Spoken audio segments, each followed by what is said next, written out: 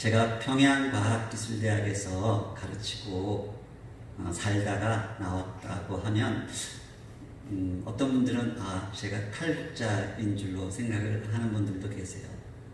그렇지 않습니다. 저는 대한민국 국적을 한 번도 포기해 본 적이 없고 대한민국 사람입니다. 근데 하나님의 뜻하신 바가 있어서 중국과 북한 선교를 위해서 이렇게 인생을 보내게 됐습니다. 그래서 이제 한 2013년, 14년 그때부터 아예 2003년부터 평양을 다니면서 이제 대학을 세우는 일을 하다가 2013년에 다시 들어가서 2014년부터 이제 가족들도 데리고 들어가서 좀 살았고요. 이렇게 지내던 가운데 하나님이 또 비자 문제로 다시 바깥으로 불러내셨어요. 그래서 요즘에는 우리 한국의 남쪽에 있는 한동대학교 학생들을 가르치고 있습니다. 2014년도였을 거예요. 저희 가족이 평양에서 이제 한 학기 사역을 마치고 저희가 이제 평양역에서 출발해서 이렇게 기차를 타고 일제시대 때 다니던 완행열차입니다. 하루 종일 기차를 타고 이제 압록강을 건너서 단동이라는 곳에서 다시 이제 또 기차를 타고 이제 저희 연변과기대 중국에 있는 거기에 저희 또 이제 베이스 집이 있기 때문에 거기 돌아왔습니다. 북한에서 한 학기 지내고 나면 이렇게 탈진이 돼서 너무너무 이제 제가 한 5kg 정도 빠져요. 매 한 학기에 5kg가 쫙 빠져서 이제 나오는데 제 아내랑 좀 쉬고 싶어서 이제 연말이었어요. 우리 영화 하나 보자. 그래서 인터넷에서 영화를 찾아보니까 저 영화가 눈에 띄었어요. 민우 씨 오는 날. 혹시 보셨나요? 민우 씨 오는 날이라는 저 영화가 눈에 띄어서 저희는 그냥 멜로드라마인 줄 알고 보기 시작했습니다. 너무 가슴이 아파서 보는 동안에 많이 울었고요. 마지막 장면에서 제 아내는 막 대성통곡을 하고 울더라고요.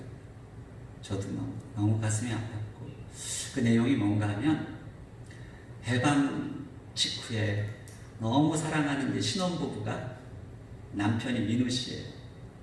서로 알콩달콩 살고 있다가 그 남편 민우 씨가 평양으로 출장을 갑니다.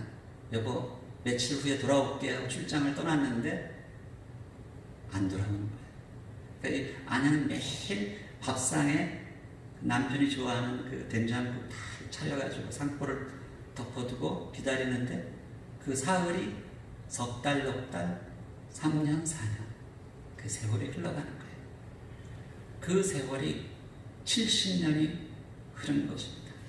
그 할머니의 70년 인생 속에 담긴 그 이산 가족의 그 아픔을 너무나 아주 애절하게 그린 그런 작품입니다.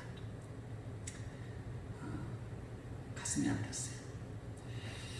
남편 민우 씨를 기다리는 그 마음으로 사실 우리 민족이 다시 통일이 되기를 이산 가족이 서로 만나기를 기다렸는데 75년의 세월이 흐른 것입니다.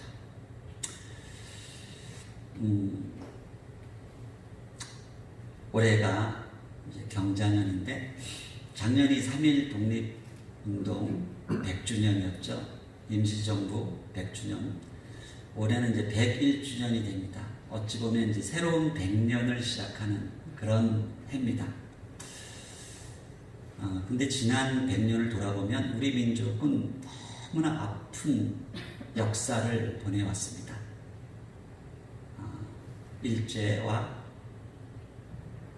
분단과 전쟁과 그 흩어지는 이상 그런 아픈 역사를 보내왔는데 그 세월 여러분은 어떠셨나요? 여러분들의 지난 역사 한 50년, 60년을 돌아보면 어떠셨어요? 그 창세기에 보면 야곱이 죽었던 줄 알았던 자기 아들 요셉이 살아있다는 걸 알고 기뻐서 이제 온 가족을 70명을 이끌고 애굽으로 들어오잖아요. 그리고 바로 왕 앞에 서서 자기 인생을 이렇게 돌아보면서 이런 이야기를 합니다. 아, 내가 참 험악한 인생, 험악한 세월을 보냈습니다. 우리 민족이 그와 같이 험악한 세월을 보냈습니다. 저도 돌아보니까 제 인생이 만만치 않았던 것 같아요. 제가 어쩌다가 중국으로, 북한으로 이렇게 디아스포라, 나그네 인생을 살게 되었는지 지금도 꿈만 같아요. 이 지도가 보면은요, 오늘 이 본문 말씀은 요셉이 이제 30살에 애굽의 총리가 되잖아요. 그리고 17년 동안 이제 총리로서 지내다가 자기 아버지가 이제 돌아가셔서 그 형제들과 더불어 이제 자기 고향 땅 헤브론으로 장사 지내러 갔다가 되돌아오는 그 장면입니다. 요셉은 노예로 팔려서 애국으로 끌려온 다음에 정말 험악한 세월을 보냈죠. 감옥에도 들어가고 그렇게 하다가 30살에 총리가 되고 또 한 9년 세월을 보내다 보니까 형제와 부모들이 왔는데 그냥 그 이산가족 상봉을 하는 거죠. 그리고 나서 또 17년의 세월을 이렇게 기나긴 세월을 보내는 동안에 한 번도 고향 땅을 밟아본 적이 없어요. 그런데 그 아버지의 유언대로 그 아버지의 장례를 치르기 위해서 고향 땅으로 돌아가는 것입니다. 그 경로가 애굽에서 출발해서 해안길을 타고 쭉 올라가다가 제일 꼭대기에 보면 도단이라는 곳이 있어요. 여기가 요셉이 그 구덩이에 형들이 구덩이에 빠뜨리고 죽이려고 하다가 그 상인들에게 팔아버린 그 광야예요. 광야, 도단. 이 요셉은요, 말이 총리지 그 바로 왕이 요셉을 너무나 신임해서 자기 왕의 인장 반지로 모든 국사를 결정하게 하는 왕의 권세를 가진 사람이었어요. 그러니까 이 왕의 아버지가 죽었기 때문에 어마어마한 이제 장래 흉년을 끌고 가는 것입니다. 애굽인들이 70일 동안에 장례 40일 동안에 통곡을 하고 장례를 치르기 위해서 어마어마한 행차를 끌고 왕의 수레를 끌고 이제 이 길을 가는데 가다 보니까 과거에 자기 형들이 자기를 죽이려 했던 그 광야가 그대로 나오는 거예요. 그래서 그 행차를 멈추고 잠깐 멈춰라. 그래서 그 구덩이를 이제 걸어가서 그 구덩이 속을 묵묵히 들여다봅니다. 자기 인생을 송두리째 바꿔버린 그 구덩이에요. 그것을 묵묵히 내려다보면서 자기 인생을 회상하고 있을 때 그 뒤에 그 형제들의 마음이 어땠을까요? 등에서 식은땀이 줄줄 흘렀을 거예요. 자기가 이 동생 요셉을 자기들이 죽이려 했던 그 사건의 그 현장 검증, 범행의 현장 검증을 하는 그 순간이거든요. 그렇게 장례를 헤브론에서 치르고 돌아왔기 때문에 이 형들이 겁이 나서 벌벌벌 떠는 것입니다. 자기의 그 지난 죄들이 다 드러났어요.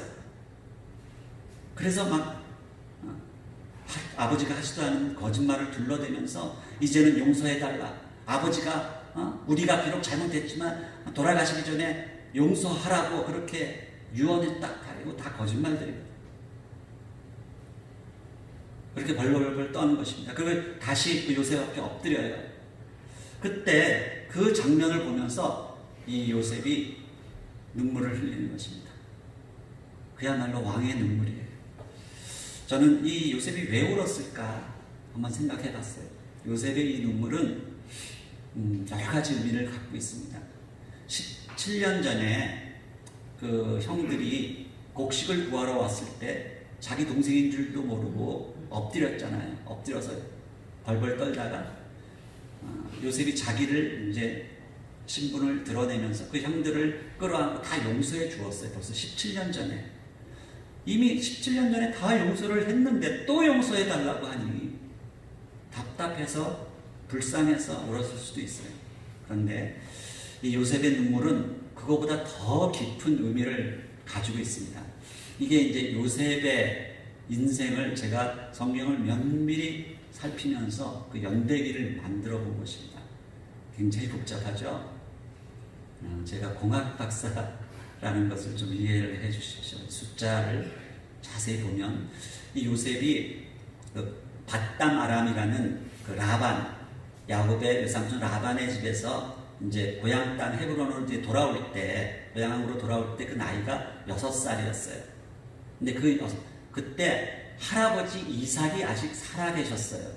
그런데 야곱은 자기가 사랑하던 아내 라헬의 장자가 요셉이잖아요.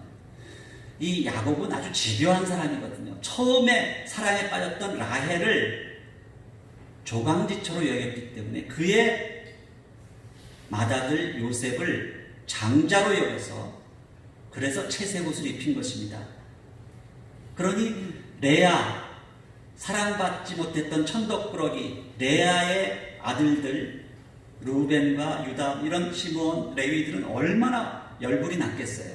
그래서 시기질투할 수밖에 없었죠.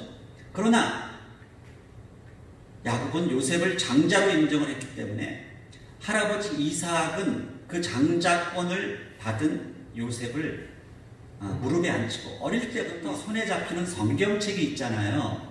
그래서 마음대로 우리가 성경을 읽을 수가 있어요. 그 당시는 이런 게 없어요. 그 당시는 전부 다 구전된, 조상들로부터 들어서 알게 된 하나님의 말씀이에요. 근데 이 요셉은 어릴 때부터 할아버지 이삭으로부터 아담의 시대, 노아의 시대, 아브라함의 시대, 모든 시대에 있었던 이야기들을 다 들어서 알았던 사람이에요. 그래서 그는 하나님의 말씀이 늘 함께 동행을 했기 때문에, 그래서 늘 하나님의 사랑으로 보디발의 아내 유혹을 받아도 뿌리칠 수 있었고, 감옥에 가서도 항상 하나님과 동행할 수 있었던 사람이에요. 그러던 그 요셉이 결국은 애굽의 노예로 팔려왔다가 고생하다가 30살에 총리가 되고 39살에 가족들을 만나고 또 17년의 세월이 흘러서 지금 오늘 56세가 되었을 때 벌어진 사건이에요. 오늘의 이 사건이. 그런데요, 요셉은 단순히 애굽의 총리를 넘어서서 이미 하나님의 시선으로 자기의 인생을 돌아보며 역사를 꿰뚫어 볼 줄 아는 선지자였어요. 그래서 그는 생각을 합니다. 왜 내가 이곳에 이렇게 와서 노예로 혹은 총리로 이렇게 살게 되었을까? 그 과거에 할아버지 이삭으로부터 들었던 많은 말씀을 다 묵상을 합니다. 보면은 창세기 15장에 벌써 하나님이 아브라함에게 너희 자손들이 장차 이방 땅에 객이 되어서 노예가 돼서 400년간 고생하다가 나중에 돌아올 것이다 라는 예언이 창세기 15장에 벌써 나와요. 그런 것들이 다 떠오르는 거예요. 그러면서 이제 요셉은 생각을 합니다. 자기를 그렇게 믿어주는 바로가 지금 이제 나이가 점점 들어가는데, 이 바로가 죽고 나면 우리 민족은 이제 깊은 400년의 노예 생활로 들어가는구나 라는 것을 깨달아 미리 알았던 사람이에요. 그렇기 때문에 자기 민족의 운명이 이제 하나님의 뜻 가운데 깊은 노예 생활로 들어가는데, 그것도 모르고 그저 자기 목숨 하나 살려달라고 벌벌벌 떨면서 엎드려서 사정사정하는 그 형제들을 바라보니 너무 기가 막혀서 그래서 울었던 것입니다. 민족의 역사를 바라보면서. 보시면, 저기 보시면요, 애굽 땅에 이제 출애굽기 12장에 나중에 출애굽할 때 보면 그들이 애굽에 들어간 지 430년 만에 출애굽했다라고 되어 있는데, 창세기 15장에는 그들이 400년간 노예 생활하다 나온다고 되어 있어요. 이 30년의 편차가 나는 것은 요셉이 총리로 재임하던 이 기간은 노예 생활이 아니에요. 엄청나게 떠받들림을 받던 생활이거든요. 그러니까 30년의 편차가 나는 것입니다. 그래서 요셉의 인생을 면밀히 살펴보면요, 이렇게 3단계로 구분할 수 있어요. 첫 30년은 고생하면서 총리가 될 때까지의 애굽의 요셉의 청년기이죠. 그리고 총리 재임 기간이 40년이에요. 그리고 총리에서 물러난 이후에 자기 민족이 이제 노예로 나락으로 떨어지면서 쓸쓸하게 이제 인생의 노년을 거칩니다. 보면요, 많은 사람들이 요셉 이야기를 너무너무 좋아하잖아요. 그래서 자기 아들 이름을 다 요셉이라고 짓기도 하고 하는데, 요셉이 청년기 고생은 해도 총리가 되니까 관심을 많이 갖죠. 총리 재임 기간 중반기 다 관심을 가져요. 근데 마지막 노년기 40년에 대해서는 아무도 관심 갖지 않아요. 그런데 오늘 우리가 읽은 이 내용이 마지막 40년의 이야기예요. 근데 저는 요셉의 인생 중에서 가장 중요한 시기가 이 마지막 후반기 40년이라고 생각합니다. 왜냐하면요, 그들이 지금 형제들이 막 벌벌벌 떨면서 있을 때 요셉이 뭐라고 이야기합니까? 요셉이 그들을 위로하면서 일으켜 세워요. 내가 당신들을, 우리가 한 몸이 되어지는 이 과정이 신비스럽다는 거예요. 근데 이 한 몸이 되기 위해서는 반드시 거쳐야 할 것이 뭔가 하면 피 흘림의 고난이에요. 고난이 없이는 한 몸이 되지 않는다는 거예요. 그래서 아담과 하와가 한 몸이 될 때 갈빗대를 뽑아내면서 피를 많이 흘렸잖아요. 그게 신비예요, 신비. 하나님이 그걸 허락하세요. 이게 첫 번째 신비였다면, 그리스도가 십자가에 못 박히시죠? 그러니까 막 로마 군병이 옆구리를 창으로 찌르니까 물과 피가 쏟아지시. 그때 그의 신부된 교회가 탄생해요.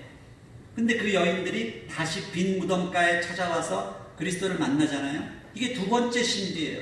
똑같이 고난이 필요해요. 근데 세 번째 신비라는 단어를 로마서 11장에서 사도 바울이 쓰고 있는데, 그건 뭔가 하면 그러니까 유대인들이, 예수님도 유대인이었고 다 모든 제자들이 거의 다 유대인이었잖아요. 근데 하나님이 신비 가운데 유대인들의 눈과 귀와 마음을 완악하게 하셔서 자기들이 2000년 전에 십자가에 못 박혀 돌아가시게 한 그 예수가 유대인들이 지금도 그렇게 목놓아 기다리고 있는 메시아 그리스도인 줄 깨닫지 못하게 하셨다는 거예요. 그게 신비라는 거예요. 그래서 유대인들은 지금도 예수님을 알아보지 못하고 전 세계에 흩어져서 엄청난 핍박을 받았어요. 2000년 역사 속에서 유대인들이 히틀러에게만 죽임을 당한 게 아니고 엄청난 피 흘림을 가졌어요. 왜 그랬나 하면 이렇게 성경은 이야기해요. 이방인의 충만함이 이르기까지, 땅끝까지 복음이 전파돼서 이방인의 교회, 그의 하와된 이방의 교회가 완성될 때까지 마치 아담이 잠들어서 죽은 것 같이 잠들어 있는 것처럼 유대인들이 그렇게 잠들어 있다는 거예요. 땅끝까지 복음이 전파되는 동안, 하와가 완성되는 동안 아담은 죽은 것처럼 잠들어 있었던 것이죠. 그것이 신비라는 것입니다. 그런데 이와 같은 신비가 우리 민족의 역사에서도 똑같이 일어났다 저는 생각해요. 왜냐하면 원래 일제시대를 통과하면서 북한 땅이 엄청나게 부흥을 일으켰던 부흥의 도시잖아요. 평양 대부흥 이후에 동양의 예루살렘이라 이렇게 불렀던 거 들어보셨죠? 해방 직후에 북한 땅에 교회가 한 3000개 있었다면 이 남한 땅에는요, 학자마다 조금씩 다른데 어떤 분들은 한 200개, 300개밖에 없었다. 일제시대 때 다 교회 문을 닫았거든요. 최소한 북한보다 훨씬 적었어요. 그 말은 뭔가 하면 이 남한 사람들이 그 기호지방, 경상도, 이 문둥이, 전라도, 거시기 이들이 더 완악했어요. 복음 잘 받지 않았어요. 북한에 있는 분들이 훨씬 더 복음을 빨리 받아들였어요. 거기가 교회가 일어나고 부흥했던 땅이에요. 그런데 이상하게 거기 공산 정권이 들어서면서 교회를 핍박하니까 지금 북한의 교회가 다 문을 닫고 마치 죽은 것처럼 눈에 보이지 않아요. 마치 아담처럼 잠들어 있는 거예요. 아담처럼 잠들어 있는 동안에 거기서 갈빗대처럼 빠져나온 북에서 내려온 분들이 이 남한 땅에서 와가지고 교회를 뭐 엄청나게 세웠어요. 그래서 하와가 무럭무럭 자라듯이 하와가 된 거예요. 하와. 그런데 이 북한의 교회가 지금 아담처럼 죽은 것 같지만 이게 완전히 죽은 게 아니에요. 때가 되면 다시 하와가 찾아가서 둘이 서로 알아보고 서로 끌어안고 엉엉 울면서 한 몸이 될 그날이 온다는 것입니다. 이것이 하나님의 신비다 라고 성경은 이야기하고 있는 것입니다. 이게 예루살렘 성전이 무너지고 나서 포로로 끌려가던 그 시절의 모습이고요. 이것은 최근에 시리아 내전이 일어나면서 막 시리아 난민들이 전 유럽으로 다 흩어져가는 모습인데, 이런 불행한 역사죠. 그 당시 이스라엘 민족에게는 엄청나게 눈물의 통곡의 역사였고, 시리아 이 난민들도 마찬가지인데, 이 시리아 사람들이, 시리아가 북한 다음으로 가는 엄청난 독재 국가였거든요. 근데 제 제자가 시리아에 들어가서 선교사로 있었는데 뭐 복음을 전한다는 꿈도 꾸지 못했어요. 근데 시리아 내전이 일어나면서 시리아 난민들이 흩어지니까 이제는 그 난민으로 나온 사람, 우리 탈북인들처럼 마음대로 복음을 전해요. 이게 하나님의 신비예요. 신비. 난민이 된다는 것은 민족적으로 보면 굉장히 아픈 역사지만 복음의 수용력을 극대화시키는 효과가 있어요. 그래서 하나님이 마지막 때에 대환란을 허용하실 수밖에 없는 것은 대환란이 일어나요. 코로나도 지금 마찬가지인데 환란의 징조거든요. 성경에서 환란이라는 것은 온역과 전쟁과 기근과 이런 것들이, 지진, 이런 것들이 환란이잖아요. 환란이 오면 우리는 고통스럽지만 그 환란 가운데 복음은 빠르게 전파됩니다. 그게 하나님의 신비예요. 그래서 유대 디아스포라는 그 당시 예수님이 처음 이제 초림하실 때 예수님을 맞이하기 위한 영적인 네트워크를 미리 만든, 그리스도가 다시 오실 것을 예비하기 위한 그런 것이다, 이렇게 생각하시면 됩니다. 제가 좀 빨리 하겠습니다. 우리 민족의 역사 가운데서도 똑같이 그런 환란의 역사가 일어났죠. 그래서 정말 지난 100년을 돌아보면 일제와 분단, 전쟁, 독재, 그러면서 이제 광복을 맞이했는데, 아이고, 이제 통일만 남았어요. 깨졌네요. 근데 그런 가운데 이 환란의 역사 속에서 우리 민족이 전 세계 가장 많은 나라에 흩어져 사는 디아스포라 민족이 된 것이죠. 이게 우연히 된 것이 아니라 가는 곳마다 교회 세우잖아요. 이것이 마지막 때를 준비하기 위한 하나님의 신비 가운데 있다는 것입니다. 예, 그래서 우리가 이제 그런 분단의 역사를 살아왔는데, 권사님이 딱 앞에 잘 안 먹히네. 하여튼 우리가 일제시대 때를 돌아보면 이 교회 중심으로 엄청난 독립운동가들이 나타났고요. 이 3.1운동 때 첫날 만세를 부른 7도시가 있는데, 그게 이제 의주, 선천, 안주, 남포, 진남포죠. 그리고 평양, 원산, 경성, 이렇게 돼 있어요. 근데 첫날 만세를 불렀다는 것은 죽기를 각오했다는 것이거든요. 근데 이 7개 도시 중에 6개 도시가 다 북한에 있는 도시예요. 경성 하나만 빼놓고. 이 6개 도시가 어떤 도시인가 하면 평양 대부흥 이후에 엄청난 복음의 부흥이 일어났던 도시들이에요. 이 도시들이. 그 말은 뭔가 하면 기독교인들이 제일 앞장서서 목숨 걸고 만세를 불렀다는 것이에요.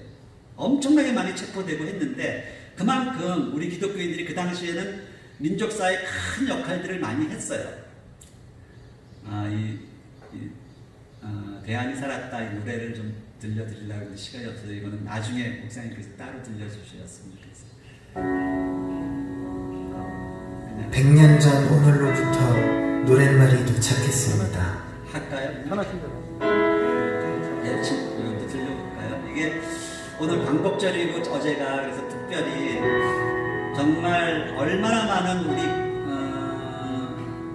선진들이 독립을 위해서, 이 광복을 위해서 그렇게 애를 썼는가?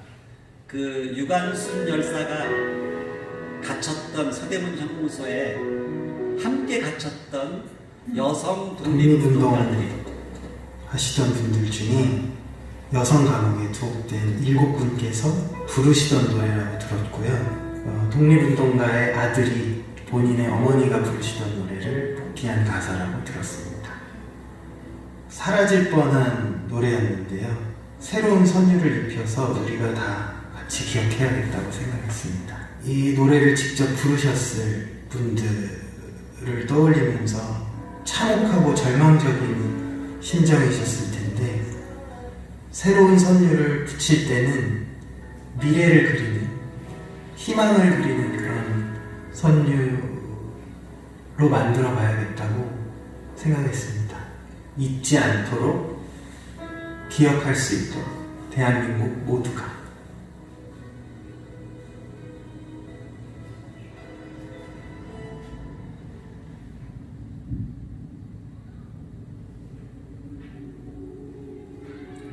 서대문 형무소입니다.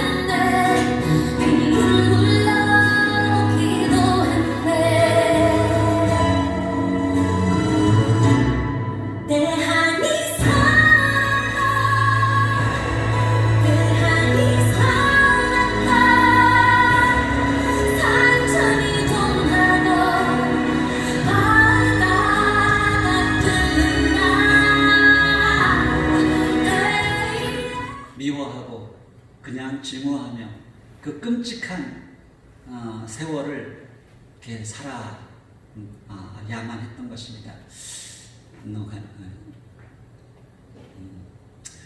그 기나긴 세월이 70년, 75년이 흘렀던 것이죠. 그런 가운데 우리는 여전히 왕래를 하지 못하고, 제가 이제 북한 쪽에서 이렇게 판문점을 내려와서 이렇게 내려다보면 가슴이 더 아프죠. 요 손만 넘으면 바로 우리 부모 형제가 있는 곳이 바로 눈앞에 있는데 거기를 못 건너가는 거예요.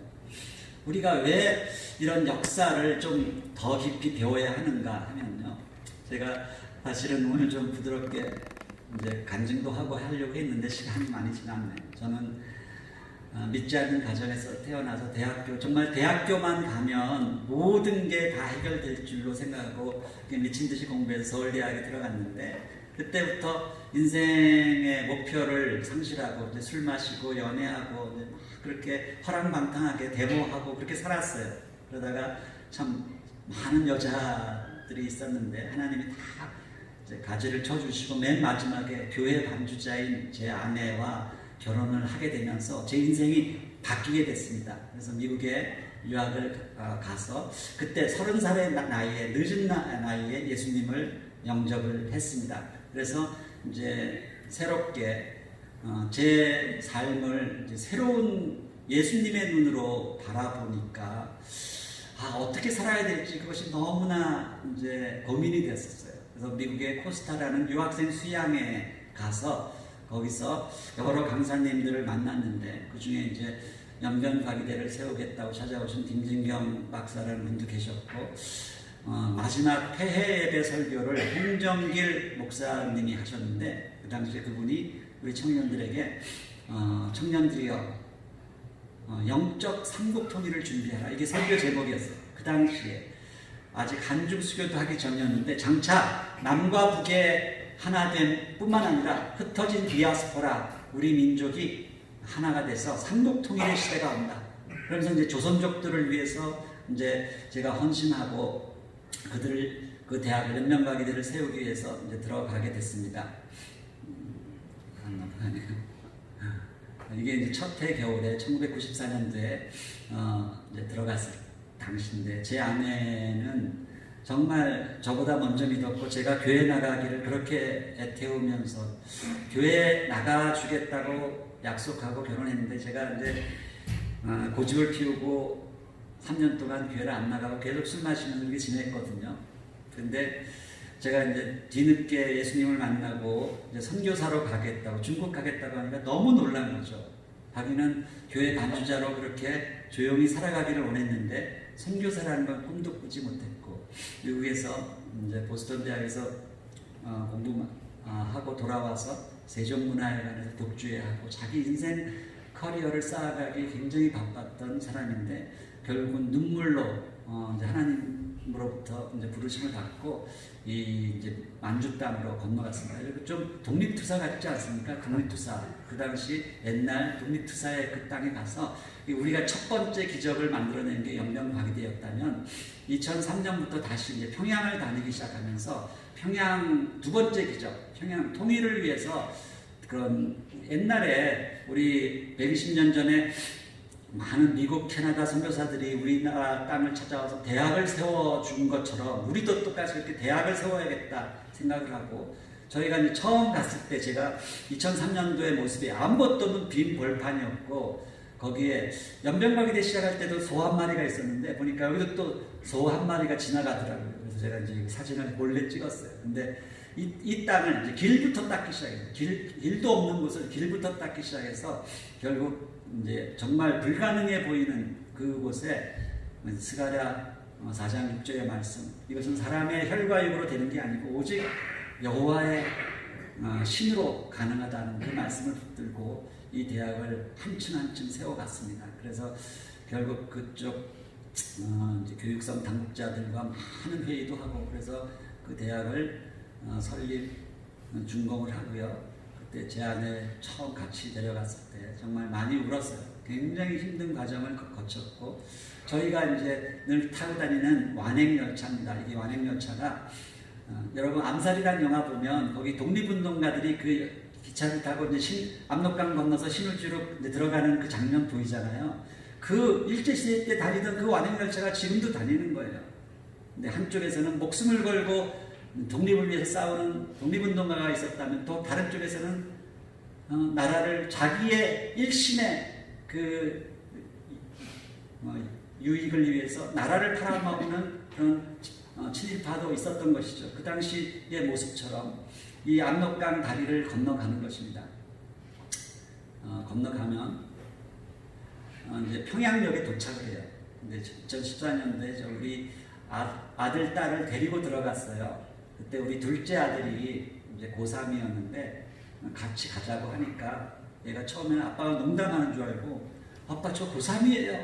근데 이제 제가 계속 이야기를 하니까 나중에는 본인도 이제 고민이 되니까 문을 탁 닫고 자기 방에 들어가서 한 사흘 동안 이제 이삭처럼 순종하고 따라왔고요. 그래서 저희가 평양에서 이제 통일가족으로 이제 한동안 한 학기 애들을 거기서 키웠는데 여기 우리 막내딸은 평양과기대 세울 때 하나님이 주신 늦둥이 선물이 돼서 이름을 하나라고 지었어요. 하나. 근데 평양에 가보니까 모든 간판에 다 하나야. 모든 뭐 하나, 정보통신 하나, 음악원, 소주도 하나, 소주.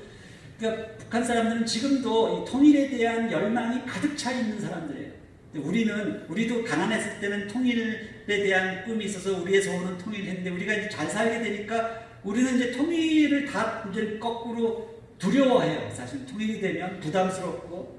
근데 북한 사람들은 아직도 통일에 대한 그런 열망으로 가득 차 있다. 그걸 보세요.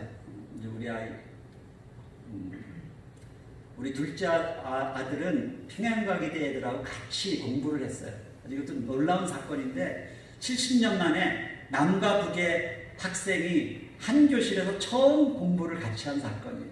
우리 둘째가. 그래서 이 어깨동무하고 같이 저렇게 지내면서 너무너무 친해졌고 이제 축구하고 배구하고 하다 보니까 너무너무 친해졌어요. 아침마다 학생들이 이제 구보를 하고 오면은 이제 식탁에서 마음껏 떠먹게 하는데 고기 반찬은 없지만 마음껏 떠먹게 하거든요.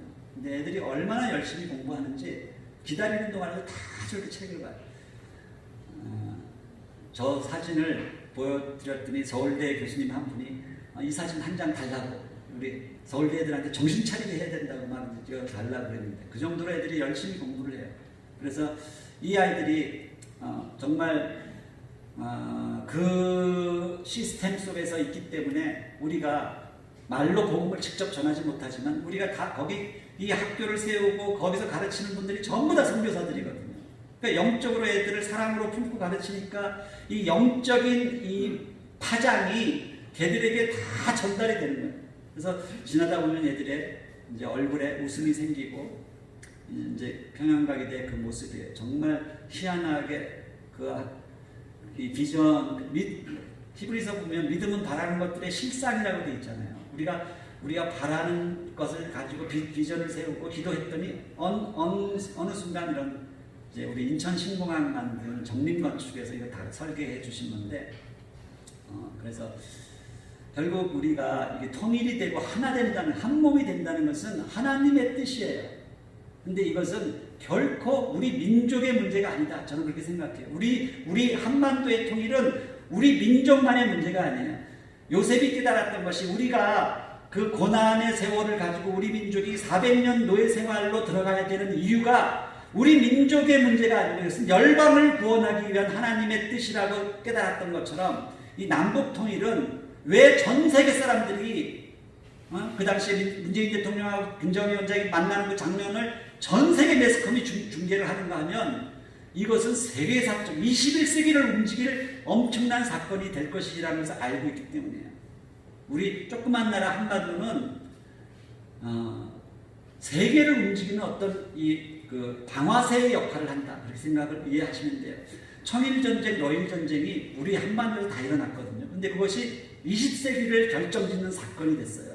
왜냐하면 이제 제정 러시아와 그 청나라가 무너지면서 20세기의 큰 두 공산주의 국가가 그 결과로 나타나거든요.